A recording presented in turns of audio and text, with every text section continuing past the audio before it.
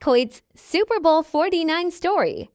You know, one of my favorite stories with the Patriots was, when you're covering a Super Bowl and you're covering an NFL game and you're a TV reporter, you go down underneath the stadium or behind the stadium, behind the scenes, because you're getting ready for post-game. I was in Glendale at the stadium there, Super Bowl 49. We're watching the end of the game on a television, waiting to do post-game. The TV is on about a 15 to 20 second delay. So above us in the stadium, we hear a bunch of cheers and we're all standing there thinking, Pete Carroll was smart enough to say, let's hand the ball to Marshawn Lynch again. Don't get me started about that. And we're all thinking, we're hearing the cheering, oh, Seattle just scored, they're going to win the Super Bowl. And 15 to 20 seconds later, we see on television what happened. And you go in that moment from, oh man, we have to follow and cover the losing team in the Super Bowl to, holy crap, the Patriots are about to win the Super Bowl and I'm here and I'm going to get to cover it. So the funny thing was, I'm working with Ken Bell at the time, who's a legend in the market. After the game, they bring the players off the field after they celebrate and they bring them into a big room where they do post game. And Malcolm Butler was so